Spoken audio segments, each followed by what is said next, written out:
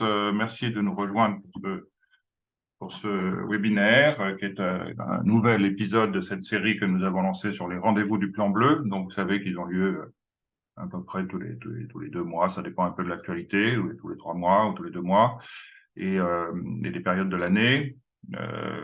Vous savez aussi que vous pouvez revisionner sur le site du Plan Bleu les rendez-vous du Plan Bleu précédents. Il y en a certains qui sont en lien avec le sujet d'aujourd'hui, d'autres qui sont sur d'autres sujets.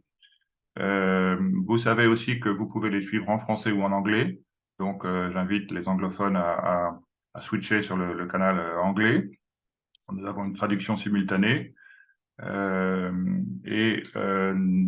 rappelle aussi que le Plan Bleu abrite MedECC. Alors, pour ceux qui ne savent pas ce qu'est MedECC, je dis un mot de MedECC parce que c'est quand même à la fois très important et très original. MEDEC est un rassemblement d'à peu près 700 scientifiques, essentiellement du pourtour du bassin méditerranéen, mais pas seulement, et qui est une sorte de, je dirais, de mini-GIEC à l'échelle régionale, puisqu'il étudie le changement climatique dans l'ensemble du bassin méditerranéen, aussi bien les évolutions passées et présentes que, éventuellement, certaines hypothèses sur les évolutions futures, avec la fameuse méthode du GIEC, qui est le degré de certitude, qui est plus ou moins net, disons. Sauf erreur de ma part, c'est la seule chose qui existe de ce genre pour une mer régionale.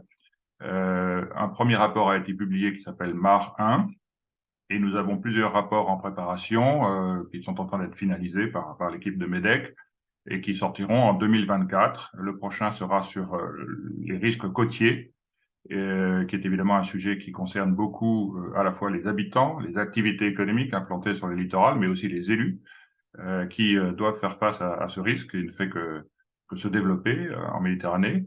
Ça concerne aussi beaucoup le tourisme et le patrimoine culturel, puisqu'une partie très importante du patrimoine culturel de Méditerranée, qui est sur la côte, est menacée par la montée des eaux ou l'érosion. Donc peut-être nous essaierons en début d'année de faire un autre rendez-vous du Plan Bleu sur ce sujet. Je le dis pour ceux qui s'intéressent particulièrement à ça, parce que je crois que c'est un sujet extrêmement important et que la prise de conscience est peut-être encore un peu insuffisante. Alors, pour en revenir à aujourd'hui, vous savez que nous avons eu, on l'a tous constaté cet été, un épisode qu'on peut appeler de caniculaire, qualifié de caniculaire en Méditerranée, et qui a beaucoup alerté l'opinion publique et les médias. Et ça nous a paru une bonne occasion de faire un point sur ces événements extrêmes qui ont eu lieu en Méditerranée et sur le lien qu'ils pouvaient avoir avec le changement climatique, avec évidemment beaucoup de précautions, parce qu'on ne sait pas encore tout. Et pour ça, nous avons plusieurs experts. D'abord, Wolfgang Kramer, qui est une des chevilles ouvrières et un des coordinateurs de MEDECC, qui est directeur de recherche au CNRS et qui siège également à l'Académie d'agriculture de France et qui va intervenir en premier pour faire un état des lieux des changements climatiques en Méditerranée. J'en profite pour dire ce que j'aurais dû dire juste avant, que une des originalités de MEDECC, c'est que j'ai été un peu rapide dans ma présentation puisque ça n'est pas seulement un mini-GIEC, mais on pourrait dire aussi que c'est un mini IPBES puisqu'il essaye en fait de regarder l'ensemble des changements environnementaux en Méditerranée. On a trop souvent reproché à des gouvernements ou à des organismes scientifiques ou à des intellectuels de ne s'intéresser qu'aux changements climatiques parmi les changements environnementaux.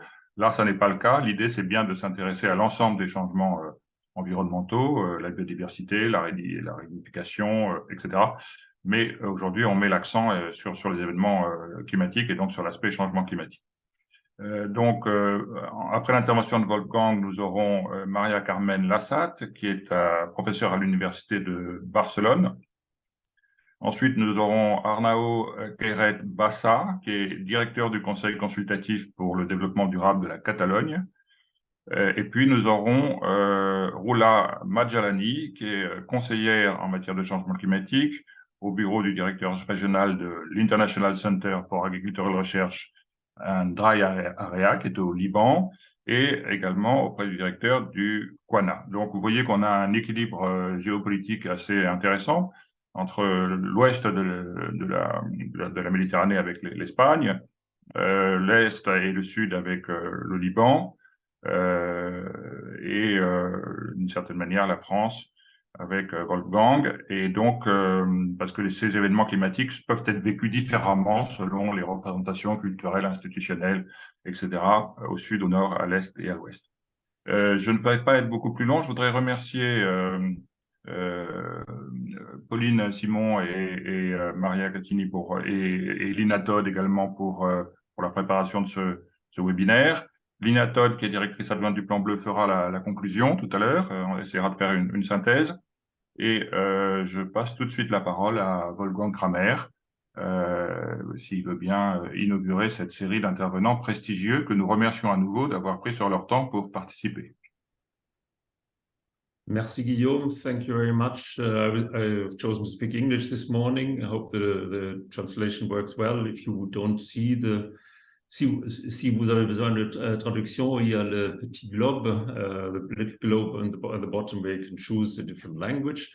I stepped in at short notice in the place of Joël Guillot, who is one of us coordinators of MedECC, and the third coordinator is Fatima Driouesh from Morocco.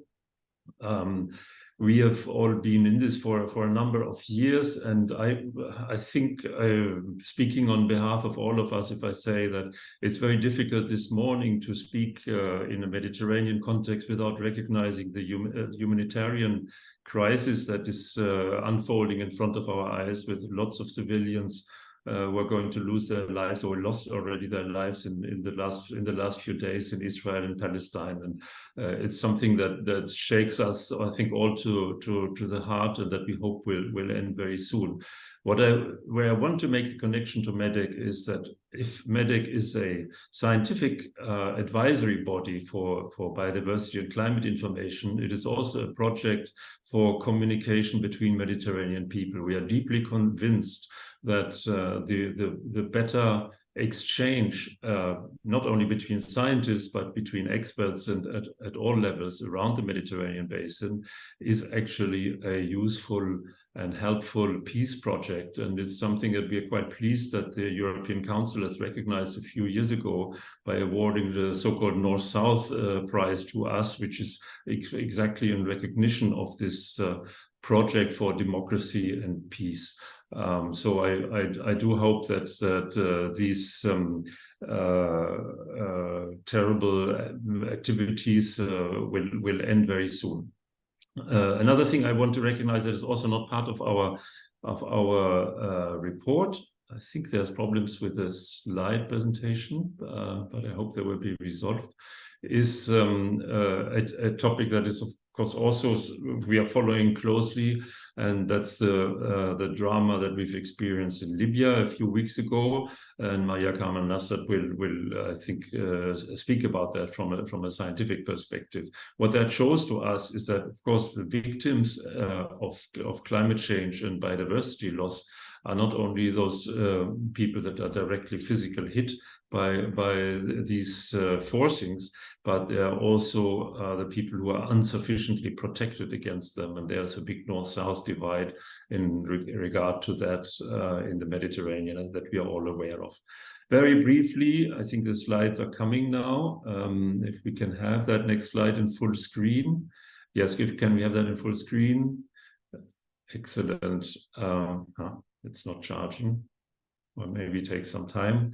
What we know is that the warming so far in the Mediterranean basin has already passed 1.5 degrees at the regional scale, and at the global scale, we are of course only at 1.2. So the Mediterranean is warming faster than the rest of the globe, like many inhabited areas in the world. But what is still open is where we'll end up in the future. We still have choices to make in terms of the reduction of greenhouse gas emissions, and this diagram shows us that we are heading for either a stabilization of climate in the Mediterranean at about 1 degree more than we currently have in terms of average temperatures, or we are heading, which is more likely actually with current policy, see somewhere between 3 and 4, or maybe 4.5 degrees centigrade above present day, not above the pre-industrial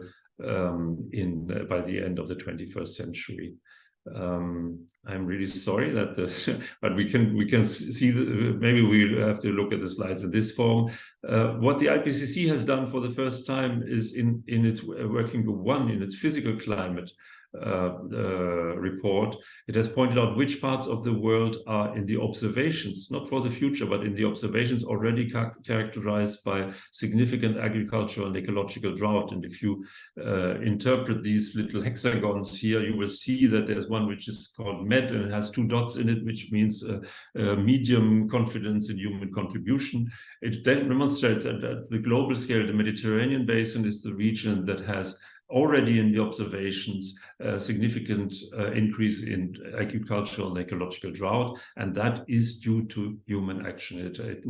We must never forget about that. It doesn't come, it's not climate variability alone, it's human action.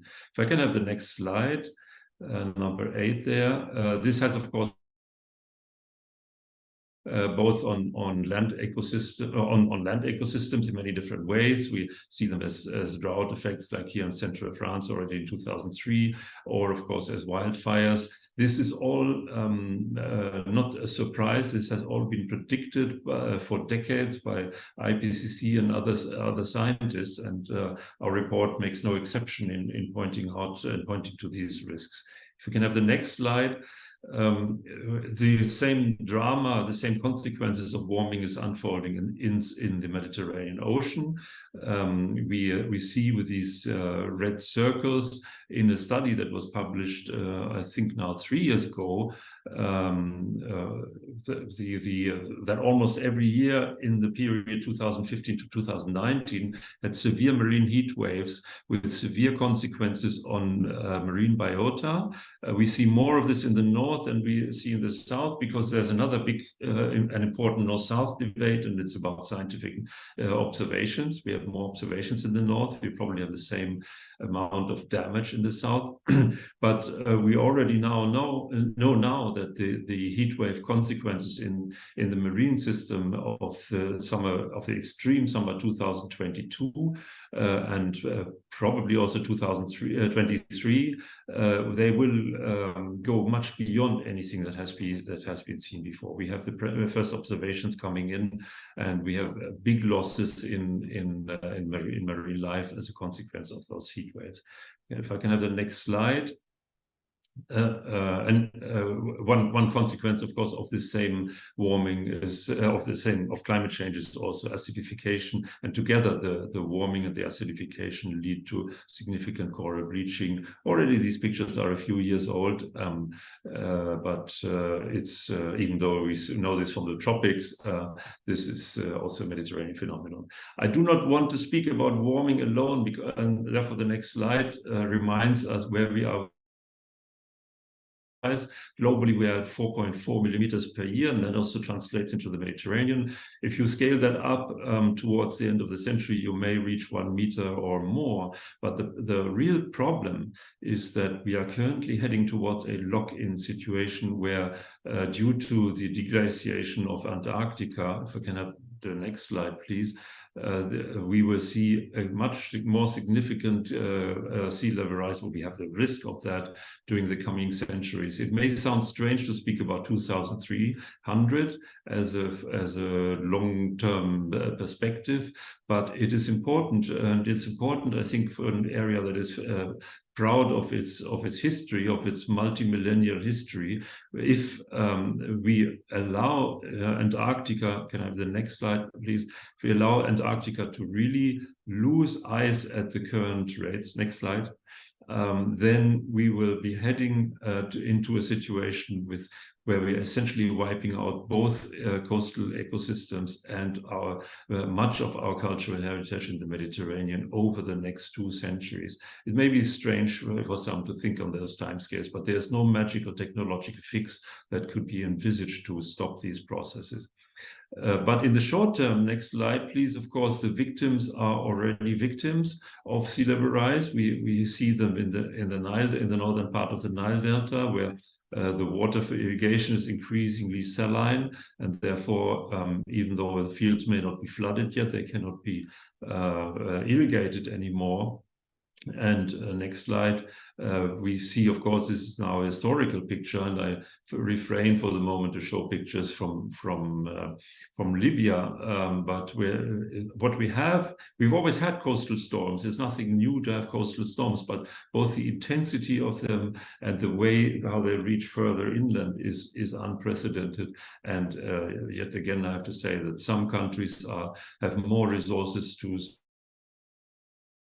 their people against the same storms than other countries. Extreme. The next slide is, of course, Venice, where billion euro investments have been made to protect the historical city. The sad part of that is that with current scenarios, we are basically losing those barriers and the functioning of them sometime by the end of the current century. Just two more slides. The next one is a general summary slide, which shows us that climate change is not the only driver to the desertification or to the loss of functionality in land ecosystems.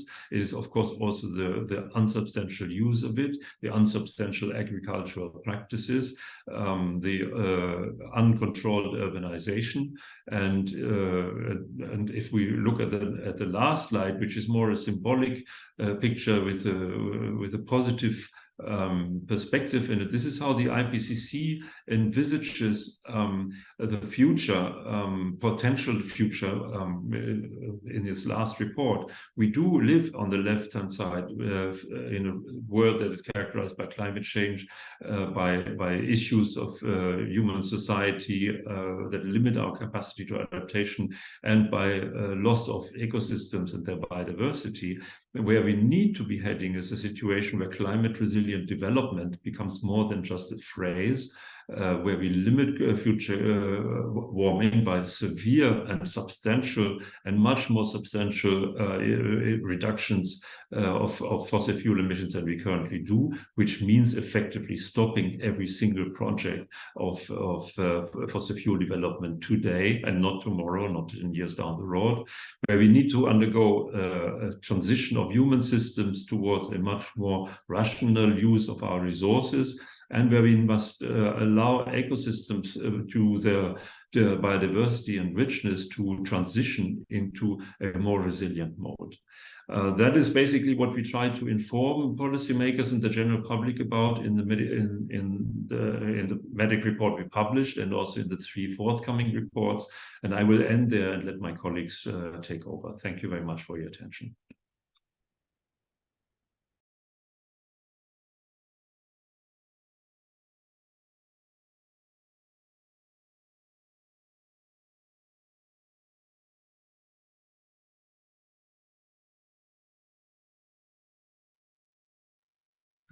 Maybe I should have given the floor to Maria Carmen. Okay. Yes, I was supposed to do that. My big apologies to Maria Carmen. Please, the floor is yours. Ok. Merci beaucoup. C'est ce qu'il sera possible de compartir la... Alors?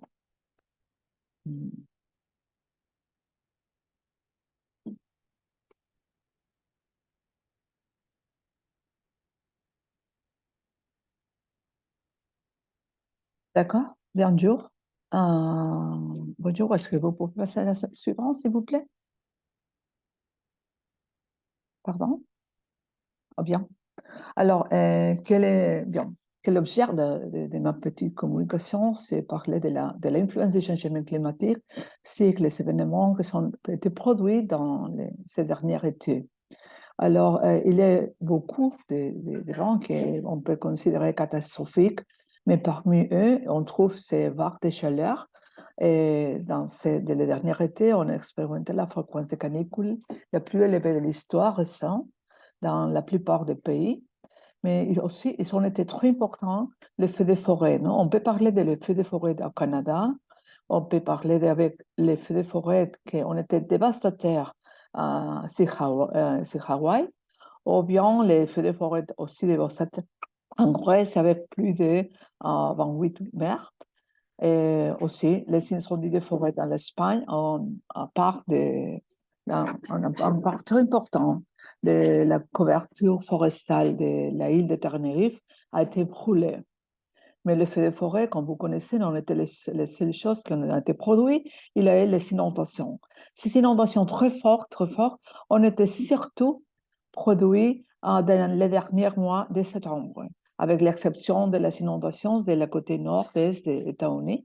Mais on connaît que les premiers jours de septembre, il a commencé avec des inondations en Espagne, dû à la pression d'un système atmosphérique qui a produit des pluies très fortes. Et après, quelques jours après, il arrivait à l'ouest et il était très extraordinaire la précipitation avec plus de 700 mm en 24 heures. Et important connaître qu'en Grèce, la précipitation maximum usuellement n'arrive pas à 5 mm. Alors, c'est très incroyable, ce valeur. Et aussi, le même système, la tempête Daniel, arrivée en Libye, tout le monde connaît que c'est plus fort à produire l'effondrement des barrages avec plus de 11 000 morts.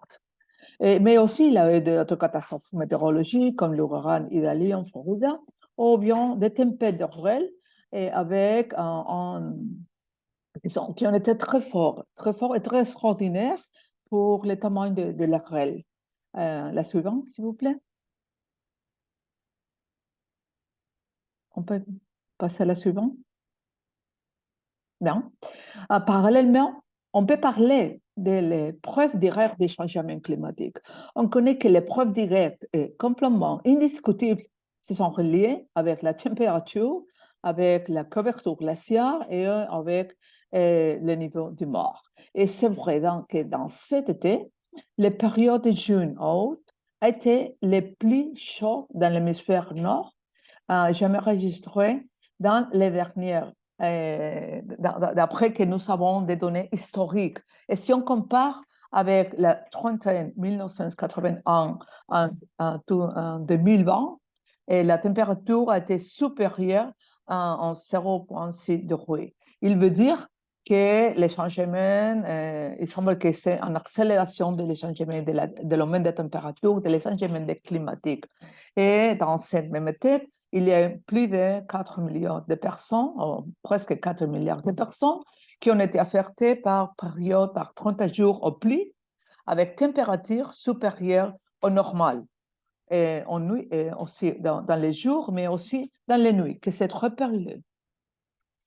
Et aussi, une autre évidence des changements climatiques était que le fait, par exemple, de que l'étendue de la glace de l'Antarctique au cours de l'hiver austral, c'est-à-dire le dernier été, arrivé à les points les plus bas depuis que les images satellites sont disponibles.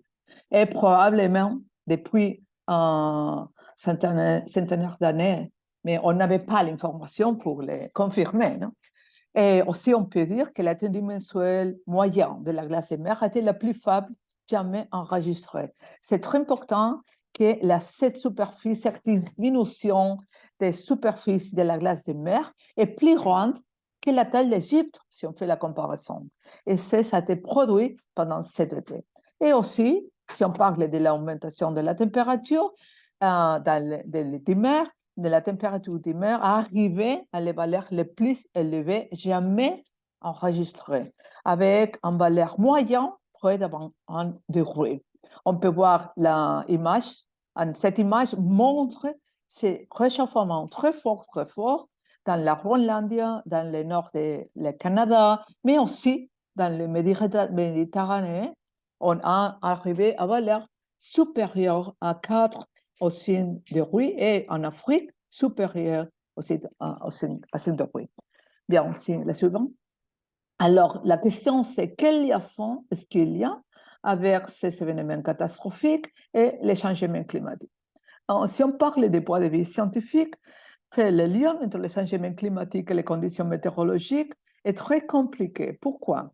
parce qu'il y a de multiples composantes. Le climat, la météorologie, l'atmosphère est très compliqué et c'est très difficile de connaître tous les facteurs qui ont intervenu en chaque événement et les différents changements qui peuvent être produits dus tous les changements dus les changements climatiques. Seront les méthodes et les modèles qu'on applique, on trouve des situations, des résultats qui peuvent être différents. Mais aussi, une autre chose, c'est qu'il est très difficile de connaître dans ce moment encore comme les réchauffements peuvent affecter les régimes météorologiques plus larges et à plus long terme. Et surtout, le problème, c'est avec, par exemple, la précipitation très forte et avec des phénomènes qui ont des convectifs. Et c'est encore difficile de connaître l'évolution, mais des ouragans ou des tornades. Mais le troisième problème est lié que la réponse aux changements ne sont pas linéaires. C'est-à-dire qu'un petit changement peut déclencher en cascade des catastrophes.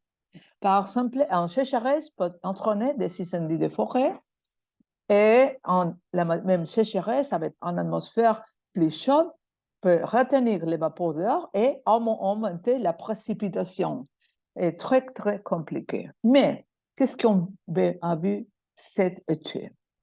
C'est qu'on connaît déjà et que l'intensité, par exemple, des incendies de forêt de Québec, qui ont couvert de fumée tous les bases de son des États-Unis et aussi Canada, ont environ 50% plus intense en raison des changements climatiques induits par l'homme.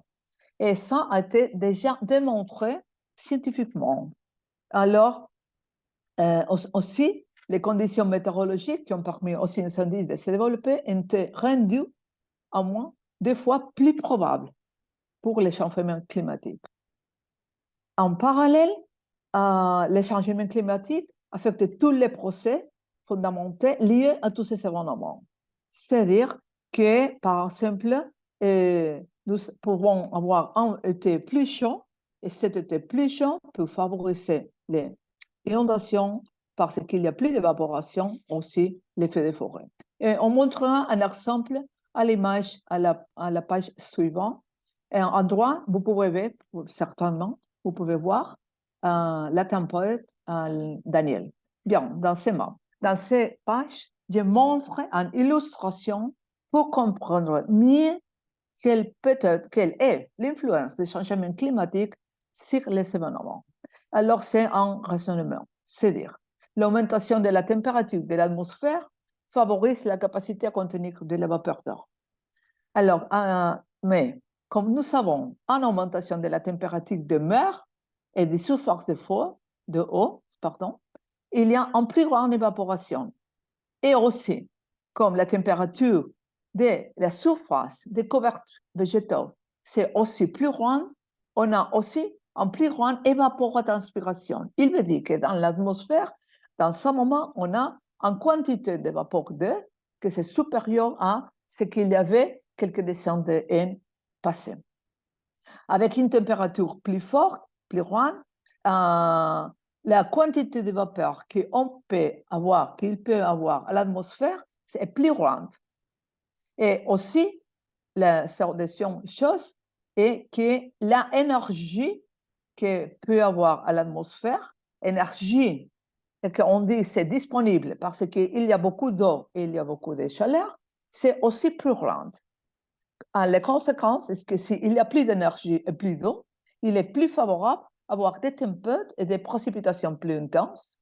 Et si nous avons en intensité supérieure et en quantité de précipitations plus fortes, on a aussi des inondations qui peuvent être plus violentes et plus fortes aussi. La région Méditerranée est déjà une région favorable à des événements extrêmes. Pourquoi? Parce qu'il y a des caractéristiques orographiques spécifiques. Il y a des montagnes près de la côte qui favorisent les plus fortes et la position qui se trouve dans tous les continents, c'est favorable à l'entrée des perturbations de l'Atlantique, de l'Afrique, de le nord de de l'Atlantique aussi. Alors, c'est en région que c'est déjà favorable. Mais dans ces régions que c'est déjà favorable, nous sommes en train d'augmenter ces conditions qui produisent ou qui sont liées à ces pluies. Comme ces quantités qu'on a parlé, plus grandes à la Grèce, avec quantités qui finalement on arrivait à presque 1000 mm. Parallèlement, si on a une température plus forte, la demande évaporative de la plante c'est plus grande. C'est-à-dire la plante perd beaucoup d'eau et alors a besoin de plus d'eau. C'est comme la conséquence, il y a une nécessité pour la plante plus grande de l'eau. Et si on ne peut pas satisfaire ces nécessités, la plante peut mourir. Si la plante meurt, les combustibles qu'il y a dans la forêt pour produire ou favorable à la production de feux de forêt, c'est encore supérieur. Parallèlement, la sécheresse sont déjà courantes dans la région méditerranéenne. Mais dans ce moment, et avec les modèles, tous les modèles sont en train de montrer que les sécheresses météorologiques, c'est-à-dire les périodes avec précipitations inférieures à la moyenne, sont en train d'augmenter. On peut dire, bien, comment on peut augmenter la sécheresse et en même temps, comment on peut augmenter les tempêtes. Non, il veut dire que la précipitation peut changer pardon, la distribution saisonnelle, la distribution temporelle, avec des périodes plus longues sans précipitation et des concentrations plus fortes de pluie. Comme conséquence de ces sécheresses et de ces augmentations de combustible, l'augmentation des températures augmente aussi la probabilité d'inflammation. C'est-à-dire que les feux des forêts sont plus probables. Mais on ne peut pas oublier que ces phénomènes qui sont favorisés, augmentés pour les changements climatiques, sont aussi relationnés, surtout son impact, avec d'autres caractéristiques, avec d'autres phénomènes qu'on doit connaître. Ce sont la vulnérabilité et l'exposition et l'état des infrastructures, comme par exemple dans le cas de Libye, l'espace de l'infrastructure, des barrages étaient en état, des barrages avec peu momentanément, ils ont été détruits. C'est-à-dire que l'humanité, les personnes, la société peut augmenter la vulnérabilité, peut augmenter l'exposition, ou par contre, peut la diminuer. Par exemple, dans le cas des feux de forêt, il y a des pays de Méditerranée où on a trouvé que les feux de forêt sont en train de diminuer. Mais pourquoi? Les périls sont en train d'augmenter, mais les risques sont en train de diminuer parce qu'il y a un labeur très fort, il y a une mitigation, il y a une prévention, une extinction, que bien, ce sont de très bonnes pratiques qui sont en train d'être améliorées. Et c'est à l'Espagne, en France, il y a quelques places. Il veut dire ces amélioремents doit être encore amélioré dans le futur parce que les périls des feux de forêt est en croissant. En conclusion, si on va à la page à la suivante. En conclusion, qu'est-ce qu'on peut dire sans doute, on peut dire que les événements de cet été sont de plus en plus conformes à ce qui est attendu en raison des changements climatiques. On peut dire ça avec une grande confiance. Malgré que c'est difficile, comme on a dit déjà, avoir d'informations du passé, de tous les phénomènes qui ont participé dans les événements météorologiques, malgré toutes les difficultés, on peut confirmer ces alignements entre les événements de cet été et les changements climatiques. Aussi, est nécessaire considérer que ces effets dépendront aussi des plans de plus ou moins grande résilience des territoires et de la population. Et à notre conclusion est qu'on ne peut pas oublier que c'est possible d'avoir des cascades de catastrophes encore un produit en croissance des les impacts. Par exemple, des sécheresses peuvent produire des incendies de forêt. Et les incendies de forêt, s'il y a des plus fortes après, et le parc de la forêt a été détruit, la érosion peut être plus forte, l'inondation peut être plus dévastateur. Finalement, on doit considérer que l'atmosphère n'a pas de frontières. Tout y est lié. C'est-à-dire qu'une évaporation accrue dans une région peut conduire à des inondations dans une autre région. Malgré que dans la même région, on a été produit l'évaporation, il y a une sécheresse. C'est très important parce qu'il y a des personnes qui disent, bien, mais si il n'y a pas de précipitation très forte, je ne crois pas dans les changements climatiques. Non, non, on doit connaître que nous avons besoin de travailler avec toute l'atmosphère, toutes les planètes Terre. Et finalement, la clé pour comprendre l'avenir du climat est de supposer une augmentation des phénomènes extrêmes et irréguliers. Merci beaucoup pour votre attention. Merci Maria. Nous allons laisser la parole à Arnaud Queralbassa du Conseil consultatif pour le développement durable de Catalogne du gouvernement en Espagne. Arnaud, c'est à vous. Merci. Bonjour à tous, à toutes. Je vous salue ici de la Catalogne. Je vais essayer de faire mon intervention en anglais. Malgré que j'aime beaucoup le français, je crois qu'il faut que je le pratique, mais aujourd'hui, je vais faire mon intervention en anglais.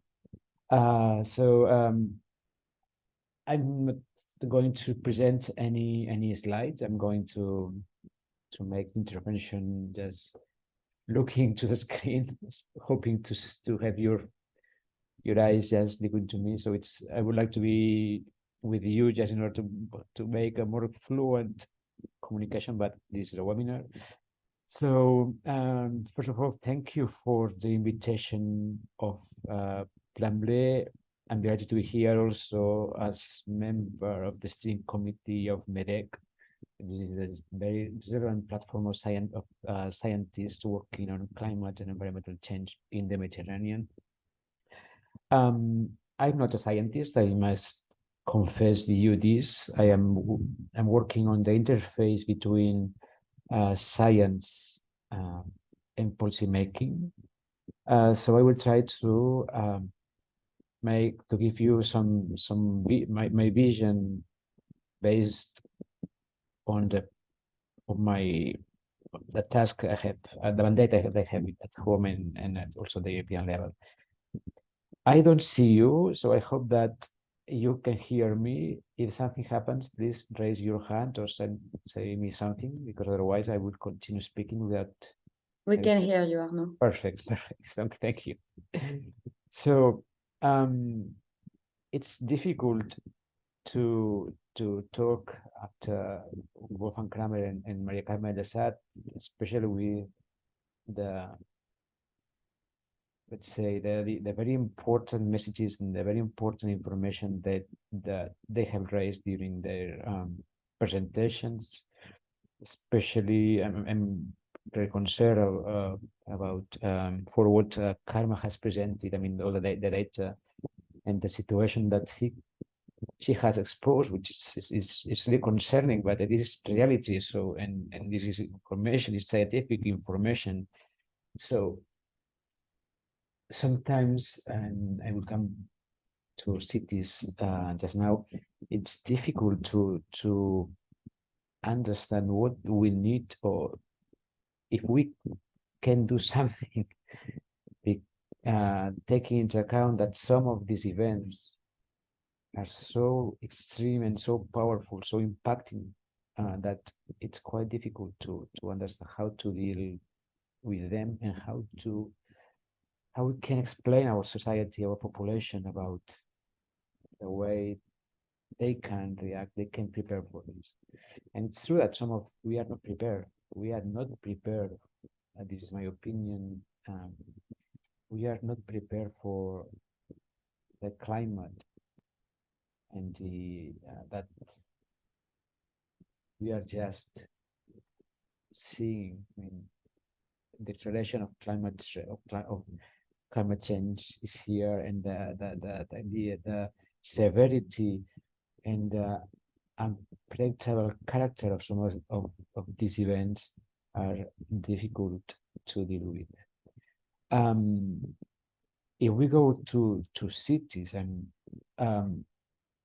first of all, I would introduce a first point that I think it's impossible to deal with some of the extreme events that karma showed to us. For instance, it's impossible to deal with precipitation of 700 millimeters in 24 hours that we saw in Greece some weeks ago. I mean, it's difficult, it's almost impossible to be prepared as a city or as a village to deal and to manage the impact of this heavy rain. I mean, I think that no one is prepared for this, and this is important to know. So we have some, I think the point here is that there will be, or there are some extreme events, some with a catastrophic character in terms of impacts, but also with an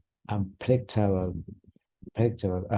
nature that it's almost difficult to deal with and to be prepared for.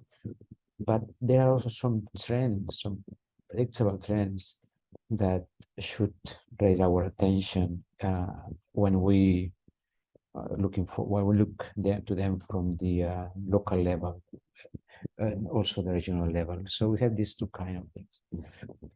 The other message is that, as Wolfgang taught us at the beginning, is also Carmen, I think that she mentioned this in her intervention, we are not talking only about climate change. We are just talking about the interaction of an accelerated climate change due to human activity, the interaction of this accelerated climate change with, let's say, with the environment and also with the human environment, human infrastructures, cities. So we have just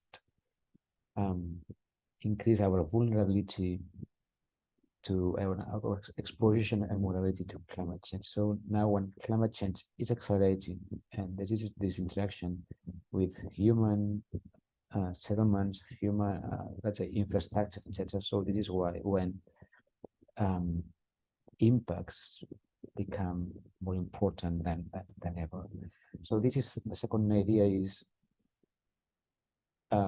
it's not only climate change, but it's also, let's say, global change and the interaction between this climate change accelerated by human action and the everything that we have put on the territory. And this is very important. Third point, in the material, we know the IPCC has recognized it, and also the IPCC has already recognized it, and Marwan, the MEDECC Marwan is really highlights this. The Mediterranean is one of the most, let's say, vulnerable areas to climate change. Is one of the areas of the world that is warming up in a more accelerated way. But it's true that it's the Mediterranean has also, let's say, has seen, let's say, an increase of, let's say, of cities, of the human, of cities. Cities are growing in Mediterranean due to increasing population and socioeconomic change, notably on the coast of southern country. We need to take into account that 2 out of 3 people in the Mediterranean are already living in urban areas, which is higher than the global average. and it will continue in the future. And all the information we have, as Marwan highlights, is the Mediterranean cities are very likely to suffer losses and damage due to heat waves, wildfires, landslides, and extreme coastal events. This will affect population, it will affect the economy, and probably these impacts will lead us to reconsider our societies, not only our cities, but our societies, I mean, also our economies.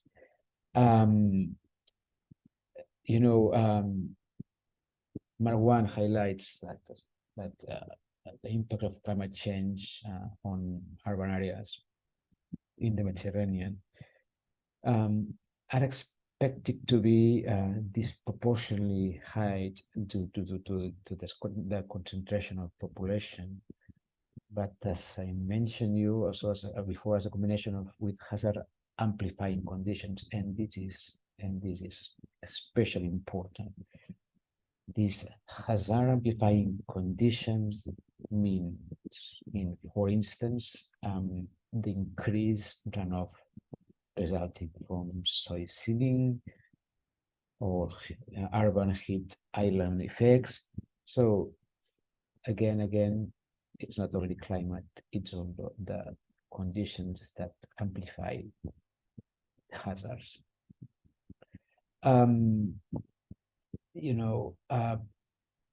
There's many studies that try to quantify put some figures on this, on what they just said. And for instance,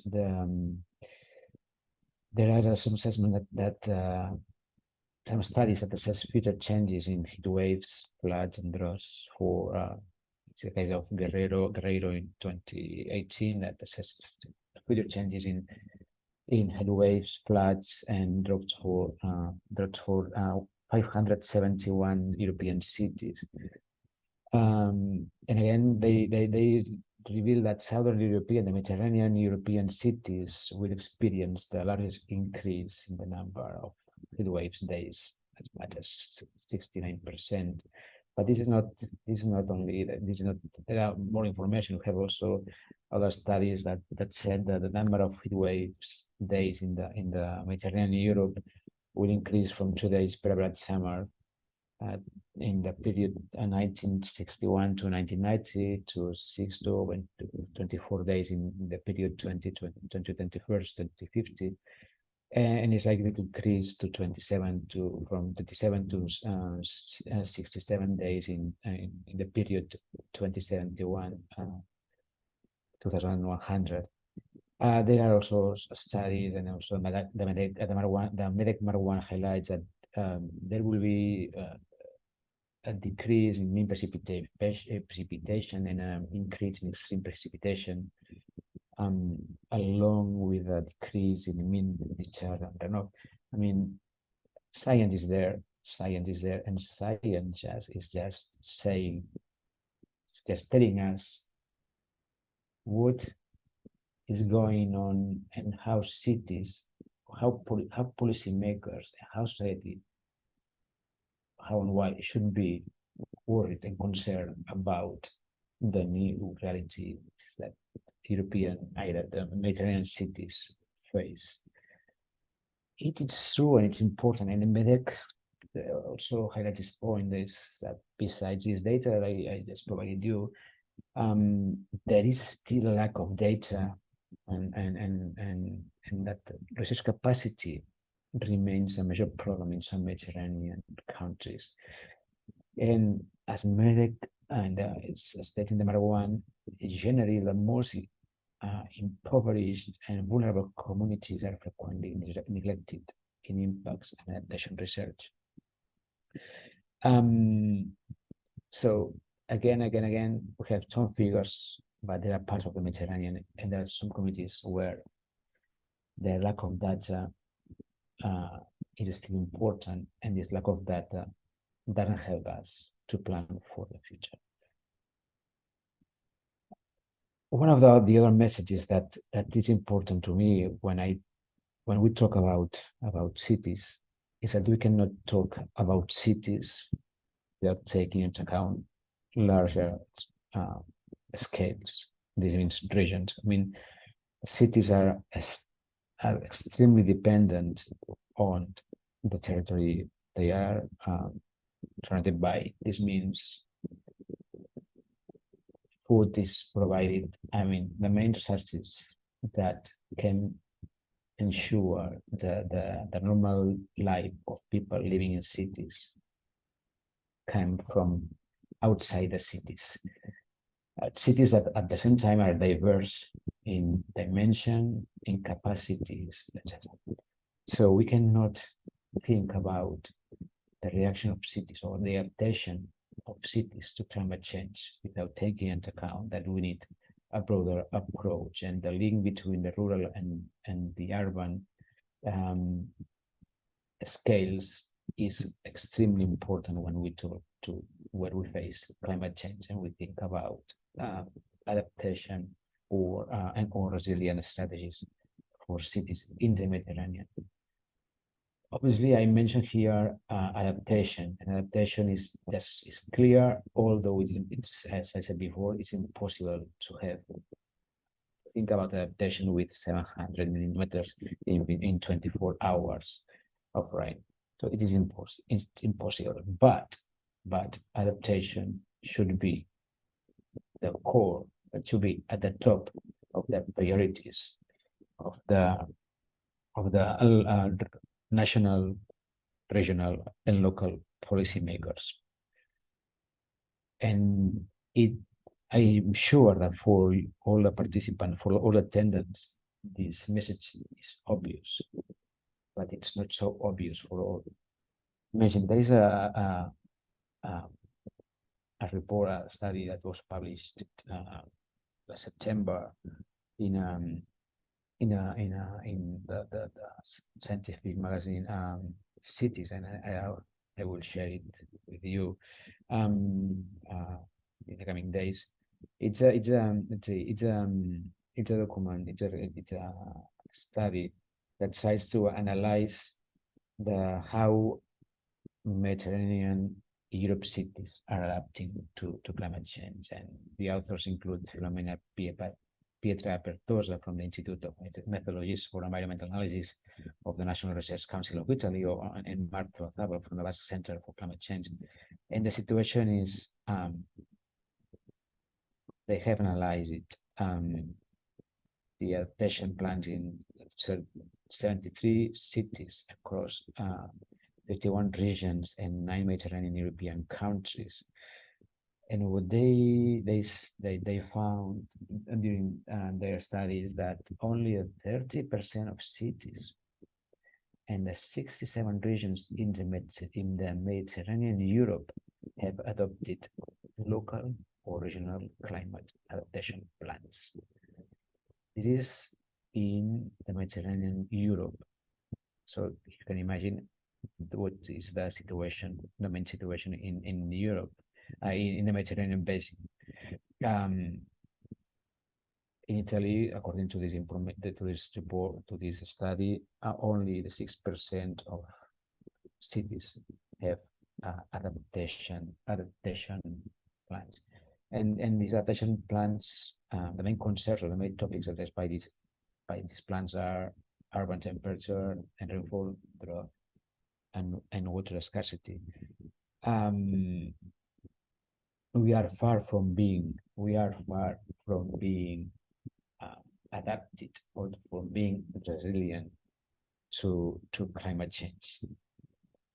And the issue, as we saw this summer, and we'll see in future, is that we need, in a very urgent way, strategies, plans, programs to be developed, to be designed in development in order to increase the resilience of territories, regions, and cities. And we need adaptation actions that are ambitious and transformative. As the IPCC says, in this and in the sixth assessment report, and as Marwan also highlights, we have a lot of maladaptation strategies, plans, and programs. And I think that we don't understand all the importance or the transformative and systemic nature or character of that should have these plans and programs. Take into account that the majority of strategies, plans for adaptation to climate change focus on defensive infrastructures, for instance, to sea level rise, etc. But we have built our cities and our towns and our villages in a very, say, in areas that will suffer, that are very vulnerable to climate change. And we cannot protect them only with this kind of defensive infrastructures. We need, thus, it's difficult to do this. We need to rethink how we plan. We need to review and to rethink the current built areas in order to make sure that our society is as safe as it can be. I know that this is almost impossible in all Europe, in all Mediterranean areas, in all Mediterranean basin. But we have, if we don't try to change the way we have, I mean, the shape of our cities, if we don't change if we don't rethink our infrastructures, and perhaps if we don't rethink our economic and the main economic activities of the cities, for instance, tourism, I'm sure that our societies will suffer from climate change impact and from climate and environmental impact in the future. Merci. Thank you, Arnaud, for your presentation. Merci beaucoup, Arnaud Kerabassa. Sur la fin, il y aura une session de questions-réponses avec le public, donc vous pourrez continuer si vous avez la fin de l'intervention. Je vous laisse peut-être finir une dernière phrase pour passer la parole à Roula Majdelani. No. Thank you. Here is ambition, adaptation, and then also let's be brave in how we design the cities, but also let's look for finance, because what I said is it requires a lot of finance from institutions. Thank you. Thank you, Arnaud. So the floor is for Roula Majdelani, conseillère en changement climatique au bureau du directeur général de l'ICARDA et du directeur régional de CWANA au Liban. Roula, the floor is yours. Merci Pauline, vous m'entendez bien? Très bien, Roula. Oui, merci. Excusez-moi s'il y a un peu de bruit autour de moi parce que je suis là à la MENA Climate Week à Riyad et bon, mais c'est un plaisir de prendre une petite pause pour me joindre à vous et c'était très impressionnant d'écouter Dr Arnaud et avec une grande dose de réalité de ce qui se passe dans la région dans le bassin méditerranéen. Moi aussi, je vais faire mon intervention en anglais. Pauline, est-ce que vous pourrez m'aider avec les slides? Oui, bien sûr. Est-ce que vous voyez l'écran normalement? Non, pas encore. Ok.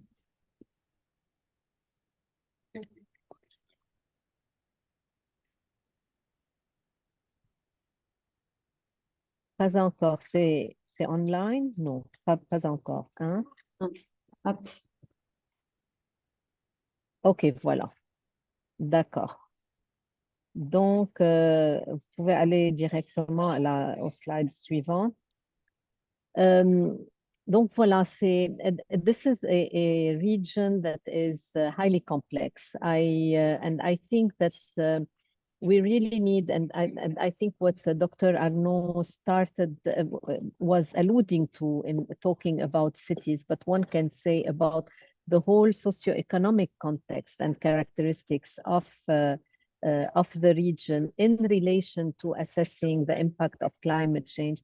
It is quite complex, and when we mention cascading, a number of the participants have talked about that cascading effect.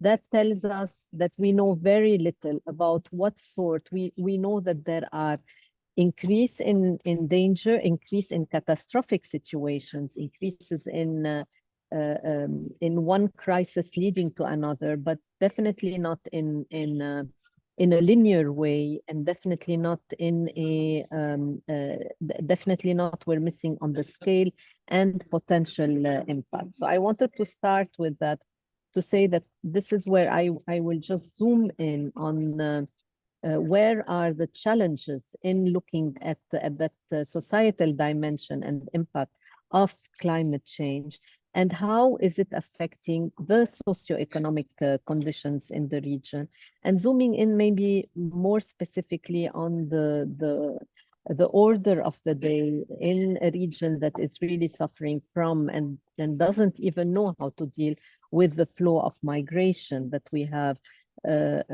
whether as forced migrants, migrant sending countries, and from countries where conflicts exist to host countries, and that complexity, I think, really adds its added impact and difficulty in finding ways to adapt that Dr. Arnaud mentioned, that we are really far away, and I think we are even further. So we're talking about a region that has an estimated population of 512 million people and has doubled in the past 40 years, and most of them are concentrated around 2/3, I think, concentrated around the coastal areas, the shore of the Mediterranean. And that naturally makes the type of major economic activities of the region very much related to the basin. We're talking about service sector, a lot of dependence traditionally on tourism, maritime transport, fisheries, aquatic culture, oil and gas extraction, fishing, food processing. And these are very highly dependent sectors on natural resources, and the sustainability depends on how sustainably we can manage natural resources. Unfortunately, we have seen, and for many socioeconomic, environmental, and political reasons around the basin, we cannot speak about sustainable management of natural resources in the region. We have increasingly, again, it's endemic to see over extraction of water from shoreline, from coastal aquifers, groundwater, over grazing, overfishing, lack of coordination in these measures. Although some measures do exist and there are initiatives and efforts in that direction to address, to try to organize and coordinate, but the nature of the region, the diverse nature of the region, the disintegration, unfortunately, I mean, I come from this region and I have seen it, how much the challenge of disintegration makes it difficult to manage things at a regional level. So the unsustainable use of the natural resources makes it even harder and more complex, and exacerbate the dimension of not just climate change, but the ability to cope with climate change, the ability to have the resilience in coping with climate change. There are also indirect factors that contribute to that unsustainable management or unsustainable use and consumption and management of natural resources. Of course, population growth, the demographics are very dynamic. It's even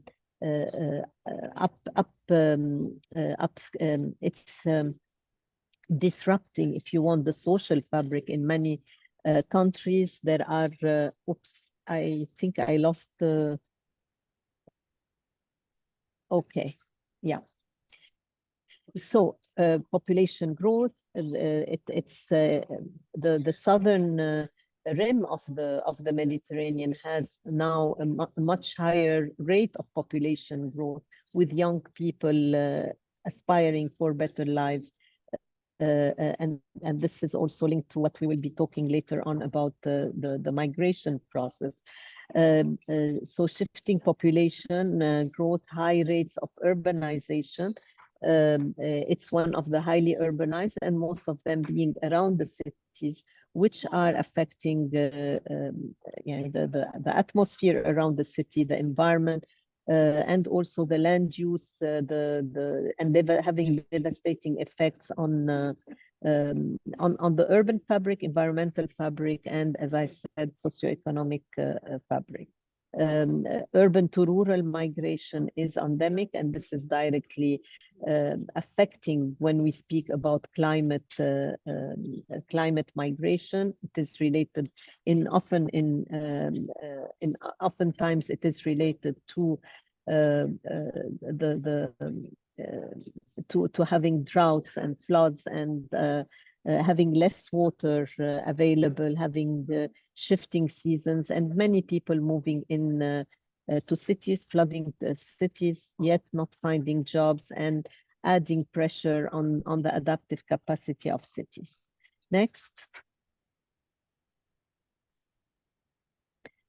So I think that, colleagues, I will not dwell a lot on where are the manifestation of climate change and extreme events, particularly in over the last few years, but the last summers have been very telling about what is there to come still. We have passed the 1.5 degrees of warming in the Mediterranean, as Marwan said, as it's common knowledge that this is really a truly climate hotspots with its with the added flavor and the challenges that come in from the socio-political conditions. It is so we have already shifting and reduced precipitation, shifting patterns of rainfalls and reduced precipitation, and it's likely to continue with serious environmental and environmental impact and spillover effects on the living conditions of the people around the Mediterranean. Already seeing sea and land warming at a fast rate and higher than the global average are causing storms, and what we have witnessed recently with Storm Daniel and repeated storms, and what has happened in Greece, Poland, and Libya really was, and it was good that MedECC really had a strong point about it, and a strong stand that climate action is really needed to build the resilience, but also to address to address climate change from an adaptation point of view, but also from a mitigation co-benefits. So so these impacts, of course, the business as usual scenario and the moderate scenario of the climate modeling around the basin indicate that climate change will bring about sea level rise, it is expected, and alter the hydrological regime and storm patterns. And this is, we know that increased water salinity is already happening, coastal erosion is already happening in some places, and intrusion of contaminating fresh water. And this is really disastrous for many countries, especially in the southern rim of the Mediterranean, depending on with their livelihood on agriculture, with a rich, fertile and fertile land around the delta. And I think about Egypt and the need to really address it. And it's already too late in addressing it, but it's still the need to address how to stop, if you want, the seawater intrusion, but also adopt longer-term policies that can really help them mitigate the impact, and also diversify, and also bring in technology, and address ways of substituting for the existing practices in that sense. So the fragile ecosystem that we have already, scarce water resources, losing biodiversity, receding grazeland, are all changing the livelihood in many ways of the people living around the Mediterranean. Higher frequency and intensity of floods, droughts, and the spread of mega fires that we have seen were really cataclysmic in the region. And I think that this also having them happen at very close in time or at the same time also reduces the ability to support each other, creates a challenge for being able to cover up for that, whether in bringing emergency assistance, bringing food, water, or putting out the mega fires. And so it's creating an added problem in that sense, and an added pressure in the ability to build the resilience and to be able to adapt, basically. And so really the adaptive capacity is waning in that sense. Next.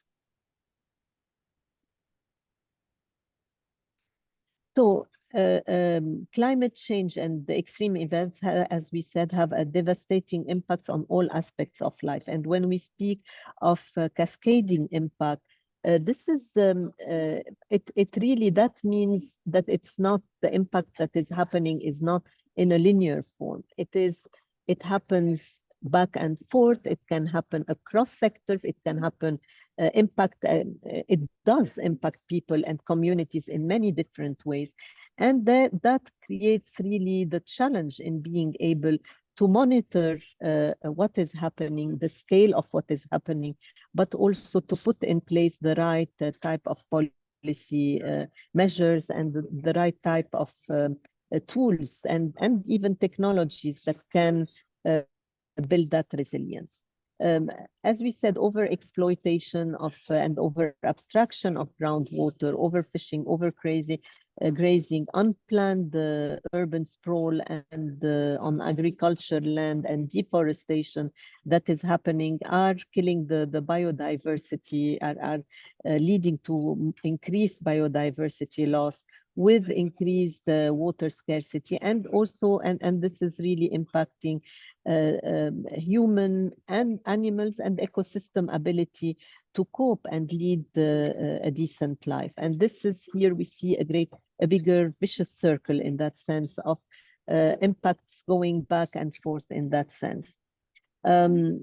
Extreme weather events have unprecedentedly, we have seen it, and especially in Europe, that what we have seen, the death tolls to unprecedented levels from heat waves, heat strokes, but it has also exposed the ability of countries to cope with these kind of disasters, and reminded us in many ways of the COVID pandemic, and that inability to be able to cope and address, and especially vulnerable groups in that sense. It has also exposed, and we have seen it it was a striking case in the case of Libya, the Libyan storm and the flooding that happened, how it's due to the amount of rain that has devastated the country, but also due to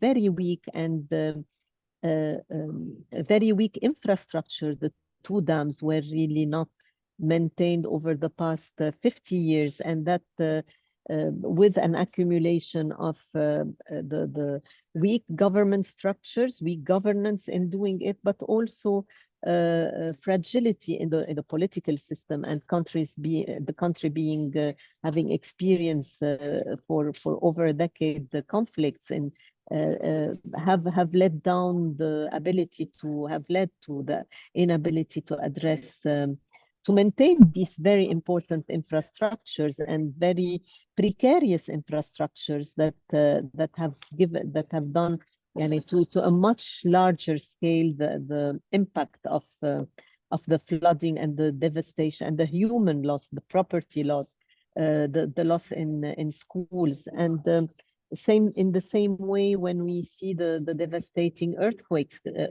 that happened in Morocco and in Turkey and in Syria.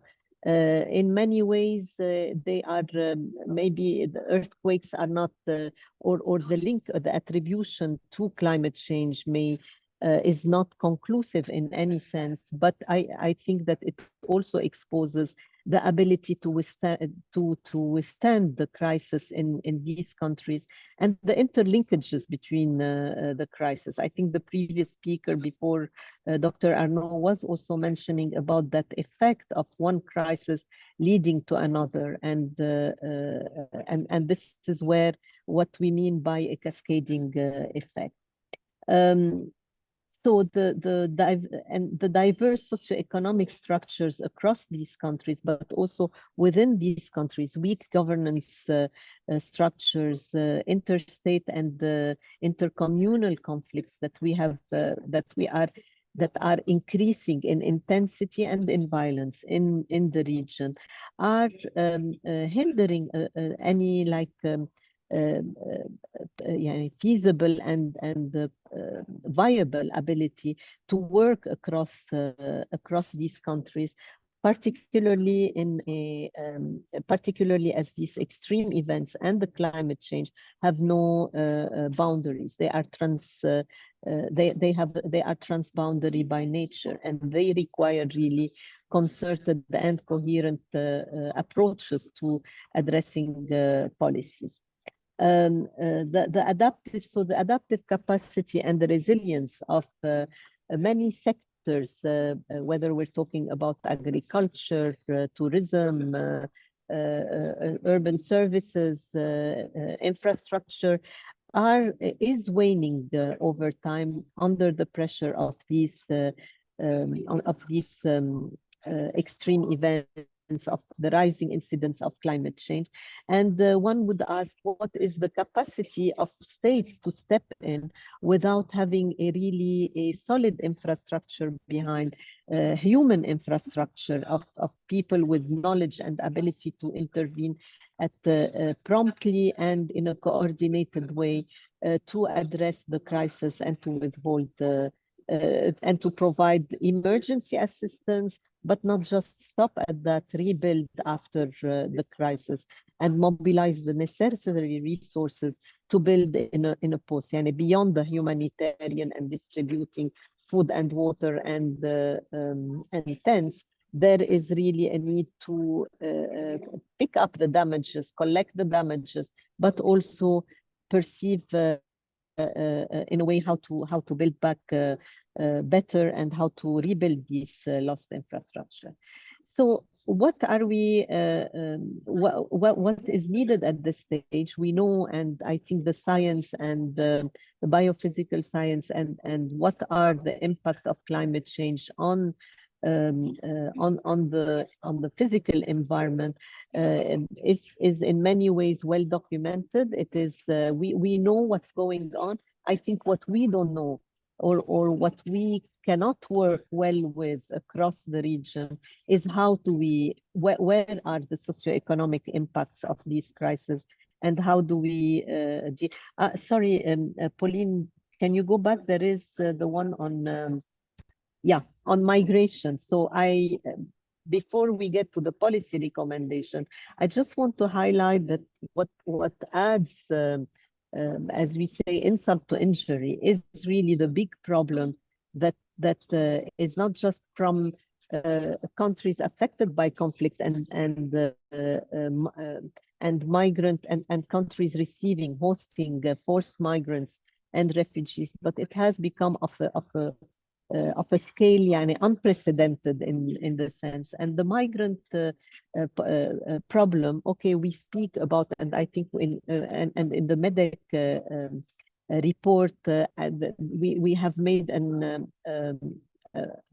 active effort to really try to understand better that different categories of migration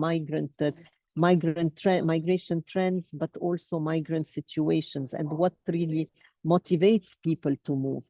What is definitely, one can speak about like an initial flow of migrants that are, one looks at it as an adaptation measure. People move because there is no more water or infrastructure or available facilities or food security. They move to places where they can find these opportunities better. So this is an adaptive measure. And usually the first migrants are the initial wave of migrants are usually the more entrepreneurial, the more ready to take risk, the more capable and physically, mentally having the aptitude to be able to adapt in other places. And therefore, one looks at that wave. But however, what we have seen in recent times in the region is something beyond the control. So climate is beyond the climate push is there when you speak about internal migration, forced migration from rural to urban. But the scale at which it is happening is really putting a heavy toll on cities, and really rather than having cities having that absorptive capacity and being able to open opportunities for new jobs, for activating the economy, it is leading to having pockets of informal settlements and people living in substandard housing, not having access to jobs, and already an inflated informal sector. Climate plays a role in when we are talking about internal movement from urban to cities. But as time passes and the migrants seek better opportunities, they go for economic prospects, for better living, for having for fulfilling their social and economic aspirations, for having their families live in more secure and places with opportunity. So as international migrants move on, although we speak about the nexus between climate, environment, migration, and movement, the linkage between the climate and international migration is not as forthcoming and as apparent, although it could have started at a much earlier stage. But when it happens and how it happens remains to be digged into and addressed more on a case-by-case basis. So vulnerability and conflict-ridden states have increasingly less of an adaptive capacity to really absorb the incoming migrants. And you have seen, and we have seen, what is happening in countries neighboring Syria, Lebanon, Jordan, and the pressure that is creating on the host community and on the migrants themselves, and polarizing the situation. And we keep on speaking about adaptive capacity of building the resilience, of the migrants. But one needs to also be thinking about how do you build resilience of both host community and the migrants as well, to be able to look forward for a win-win situation for all, for bringing benefits, and this is not happening as we see it today. There is increasing polarization, increasing tension in urban tension, and on daily basis we find intercommunal fighting, people fighting over access to housing, over access to food, especially when you speak about like subsidized wheat and bread and the medicine, and it is really, it weakens that adaptive capacity for the migrants, but also for the host communities. And I think that what is happening now, especially coming from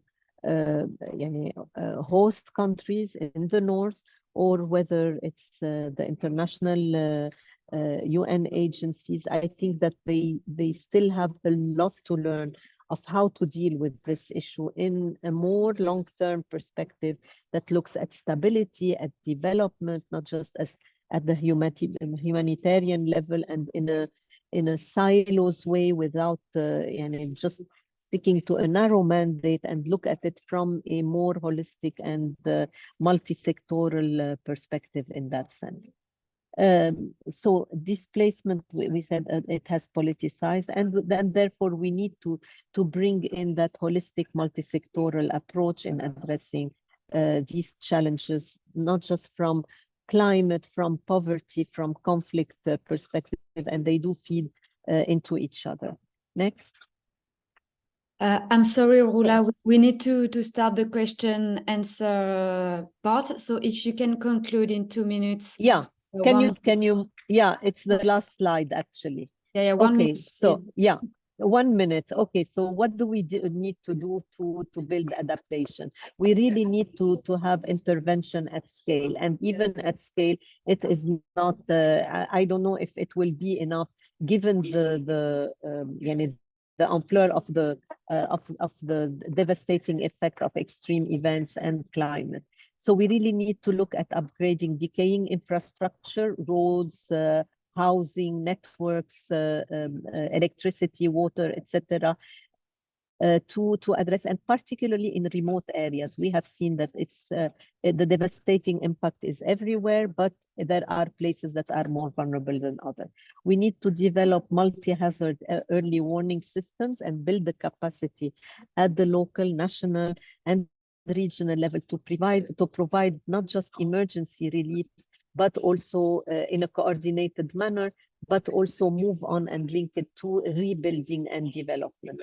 We need to mobilize finance. This is at scale. Really, finance remains, and even though we are at our 28th COP session, still the finance has not come forth for the adaptation, for really funding adaptation. And this is really, and as we are falling short of this adaptation, it is of the funding needed, the problems are accumulating, and it is coming back in a much bigger way. And then finally, on a final point, I think that addressing the challenges, the climate in relation to socioeconomic challenges of the Mediterranean basin, need a coordinated efforts among there are existing regional institutions, but the efforts are maybe they are not empowered enough to address the challenges in a holistic way, but also in a coordinated way across region. This is not easy today, and I know it must be. One might think it's a faraway. Wishful thinking. As we stand, as long as we have very deep political problems in the region, along the basin, I think coordinated effort it remains a big challenge. But it is really groupings like it is really, technical people like this group, like many committed people for addressing the climate in a development perspective that can make a difference. Thank you, and sorry for taking time.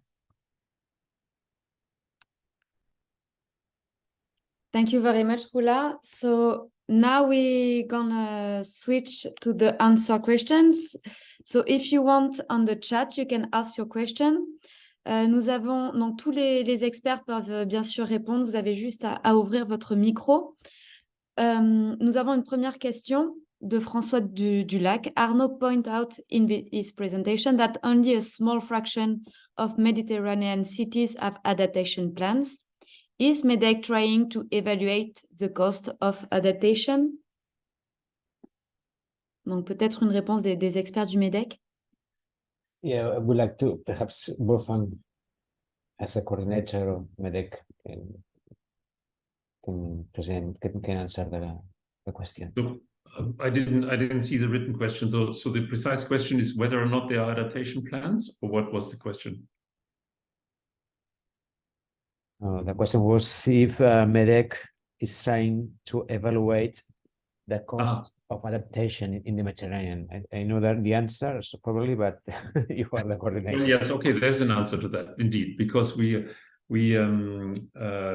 is true that in our first report we did not have a heavy focus on adaptation, because we wanted to make a first risk assessment, basically physical and biological risk assessment. We are now, as you know, in the concluding phase of our 3 special reports, and are in advanced discussions for having a second full report cycle for the Mediterranean basin. And during the scoping of that report, if it happens, and if we find the support, both the human support and the financial support for that, I am sure that adaptation will be playing a stronger role, much stronger role.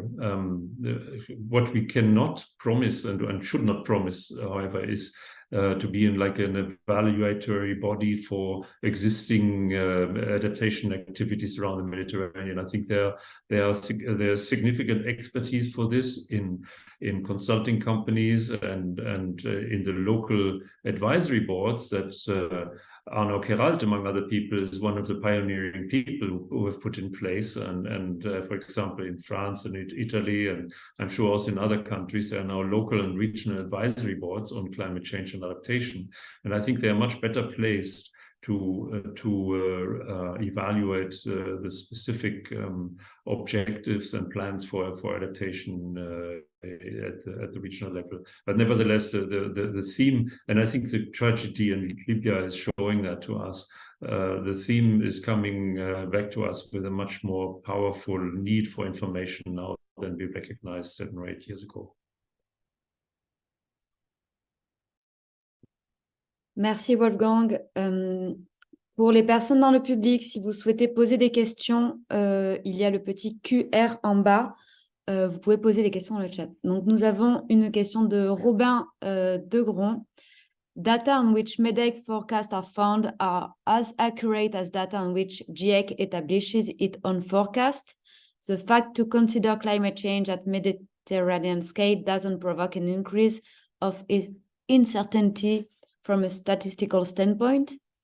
Merci Robin pour cette question. Est-ce que l'un des experts du MEDEC souhaite répondre? Well, I can only make a general statement there. There's no difference in data. I mean, there's only the data that exists, and it's being used by the scientific community. And there's also no difference between the IPCC and MEDEC with regard to the method, because the method is the evaluation of the scientific literature. We do not work on data itself. We do not have the resources for that. It's not our role. But what we do know is that the IPCC in the 6th assessment report has significantly increased the level of analysis for the Mediterranean basin, and has done this in 2 ways. In the first report on the physics of the climate system, there is now much more regional detail also about specifically the Mediterranean basin. And in the second report on vulnerability and adaptation, we have written a specific cross-chapter paper for the Mediterranean basin on risks and adaptation options. That was actually, by the way, if you will, to a certain extent, a spin-off product from the MEDEC MA1 report, but it was done under full IPCC principles and by authors that were also not part of the MEDEC, notably my Egyptian colleague, Professor Ella Mali, who was my co-coordinator for that IPCC chapter.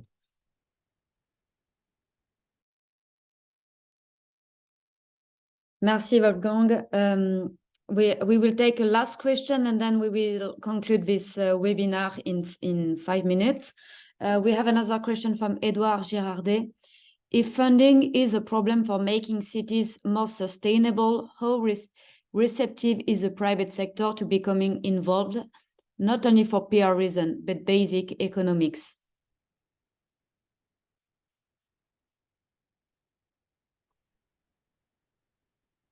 Yeah, I could say something about that, but no, Arno, go ahead. Go ahead. No, Go ahead. I don't want to dominate, but I'll probably make a comment afterwards. No, I mean, you are. I think that yes, that the private sector is receptive, yes, but they need to have clear frameworks, clear investment revenue option. I mean, they need to know they're not, the private sector is not going to invest. They are not. It is not an NGO, so they need to have clear expectations of how they can get. And this is why public partnerships are so important in some areas. But it's true that at the end, this is from a perspective, we need also a lot of public investment for adaptation. I mean, but we are just thinking about huge amounts of money. So here we will see how we manage to get money coming from all kind of sources to make adaptation possible. So yes, I mean, they have an interest, but they need to know concrete and clear framework, clear scenarios for putting money. If I can make an addition to that, I mean, we should notice that for many Mediterranean cities, both in the north and the south, there's substantial public investment into non-adaptive development, into having more cars and more parking opportunities and more sealed surfaces in cities. So to a large extent, it is not about finding additional money for now to add some nice greenery to the urban development for adaptation. It is to actually stop the ongoing destructive development that takes place in many Mediterranean cities. I mean, I'm speaking about this from a Marseille perspective. There are some attempts for the city of Marseille to, for example, remove cars from the city center, which doesn't cost a lot of money, which is actually will save money because it will free infrastructure that is currently used only for very heavy SUVs with rich people driving to the city center for doing some shopping. If we actually stop the investments into destructive development, then we would free significant resources for more adaptation. Merci beaucoup à tous les experts. Je passe maintenant la parole à Lina Todd, notre directrice adjointe au Plan Bleu, qui va conclure ce rendez-vous du Plan Bleu numéro 6 sur le changement climatique. Merci beaucoup. Je vais faire de mon mieux de faire un résumé rapide et qui prend bien en compte quand même ce que vous nous avez dit aujourd'hui. Donc, j'ai noté que les effets du changement climatique sont dus aux activités humaines. Ils sont étudiés et connus. On compte le réchauffement de l'air et de la mer, l'augmentation des sécheresses, l'augmentation aussi des canicules marines, l'acidification de la mer, l'augmentation du niveau de la mer. Les projections se confirment aujourd'hui avec les observations qui sont faites par les scientifiques. Et nous avons vu également que le changement climatique influe sur les processus fondamentaux qui sont liés aux événements extrêmes que nous avons connus cet été dans la région méditerranéenne. Donc, les records de vagues de chaleur, les incendies, les inondations, etc. Nous avons vu cet été une augmentation des phénomènes extrêmes et de leur intensité, ce qui semble en phase avec ce qui est attendu par la science. Les villes méditerranéennes sont particulièrement exposées aux impacts du changement climatique et ne sont généralement pas préparés aux changements qui sont projetés et qui commencent à se manifester également. L'adaptation doit devenir dès aujourd'hui une priorité pour la prise de décision à tous les niveaux et elle doit intervenir de manière urgente et ambitieuse dans toute la région et dans tous les plans, programmes et politiques. Le financement de l'adaptation n'est pas encore à la hauteur de ce défi. Les effets en cascade non linéaires représentent un défi supplémentaire qui pèse sur une région qui a déjà des socio-écosystèmes fragiles. Et donc, ces effets en cascade peuvent comprendre également des migrations humaines, pour le moment essentiellement internes au niveau national. Donc, si je peux résumer juste en 4 mots que j'ai notés tout au long des interventions et qui sont revenus à plusieurs reprises, c'est le mot ou les 2 mots sans précédent, vulnérabilité, coopération régionale, et puis celui qui a eu le plus de fréquence dans cette intervention et ces interventions, c'est la résilience. Donc, s'il y a un mot à retenir, je pense aujourd'hui, c'est qu'on a besoin de travailler ensemble sur la résilience de la région face au changement climatique et environnemental et de ses impacts. Donc, suite à cela, j'aimerais vous inviter à rester en contact si vous avez d'autres questions, si vous souhaitez continuer les discussions avec nos intervenants. Donc, il n'y a aucun souci, on essayera de répondre à vos questions par la suite également. Il va y avoir d'autres rendez-vous du Plan Bleu aussi sur d'autres sujets. Guillaume Saint-Denis l'a déjà évoqué au départ dans son introduction. Et donc, j'aimerais clôturer par remercier tous les intervenants, y compris Guillaume Saint-Denis qui a commencé l'introduction, ensuite Wolfgang Kramer, Maria Carmen Lassat, Arnaud Keral-Bassa, Roula Majdalani, également Pauline Simon qui a organisé ce rendez-vous du Plan Bleu, et nos interprètes, ne pas les oublier, John Bilson et Harriet Bond. Donc, merci à tous et à bientôt.